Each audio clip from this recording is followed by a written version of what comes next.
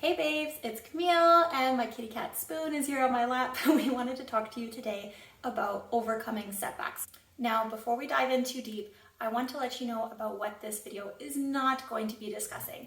We are not going to be discussing how to just get over it. I'm not going to tell you what you need to do next to get rid of the problem. I'm not going to tell you who you need to complain to make it go away. We are going to be discussing where you're at now, how you're feeling about it, and how we can take you from whatever negative feelings you might be feeling right now to something more positive, more useful, so that you can then decide what your next steps are and what feels good to you. So whether you're here because you just failed a test or an assignment, or you didn't get into the school that you wanted to, or you're facing financial difficulties, whatever the situation is, I'm here to support you through it.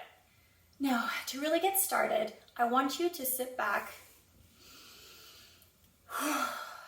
take a full deep breath, or 20, whatever feels good to you, to help you bring you into the moment. What are you feeling right now about the situation? I want to let you know that whatever circumstance you're facing, whatever brought you here, that is a neutral circumstance. It has absolutely no moral value. Yes, even if you didn't get into the school of your dreams, or you just failed in a really important test, that is in itself isn't bad. It says nothing about you as a person or even your academic capabilities. We all have bad test days. We all have setbacks in one form or another. This is a temporary situation. And that circumstance, that neutral circumstance, only has power when you assign it a thought, which leads to feelings, actions, and results. Now, I didn't come up with that framework. That's by Brooke Costello, and she calls that the model. I'll repeat that again. We start off with a neutral circumstance that moves to a thought, which affects our feelings, then our actions, and the results that we get in our life. So whatever thoughts are coming up for you, whatever feelings are coming up for you, whether you're feeling disappointed, frustrated in yourself, like a failure, like you're letting everyone down, like you're so frustrated that you've wasted all this time, this money in this course, this education, this program, and you feel like you have nothing to show for it. I totally get it. And you're definitely not alone.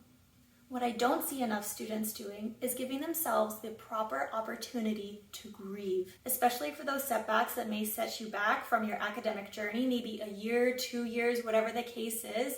Give yourself some time to process those uncomfortable, sad feelings, because if you don't, those thoughts and feelings are going to keep popping up and reminding you that you need to process these feelings and emotions. So that may look like giving yourself some time off, crying a lot, going out and eating some horrible junk food, honestly, whatever it takes to just really sit and give yourself some credit. You tried really hard, or maybe you just had a bad test day or whatever. It's okay. I want to let you know that you are okay. You are still worthy. This setback says nothing about you as a person or your academic capabilities in the long term. So because of that framework that I mentioned earlier, you now get to choose, yes, choose your thoughts and feelings about this neutral circumstance. So right now, you may want to list out the thoughts and feelings that you're currently experiencing about the circumstance. Just brain dump, write them all down, get that on a sheet of paper. I'll give you a moment to do that. Now that you're back, I'd like to give you the opportunity to write down what you would like to be thinking and feeling about this neutral circumstance. We are not changing it. We are not imagining that you did get into the school of your dreams or that you did pass a test or whatever. No, we're sticking with this neutral circumstance. And I want you to write down what you would prefer to be thinking and feeling. Another option is to consider working your way backwards. So think about the result that you would like to have. So maybe the result is that you would like to be feeling confident, or that you set yourself up for success so that the next time around you do get accepted into the program, whatever feels good to you, and start working your way backwards. Okay, so what now are the actions that are required to do that?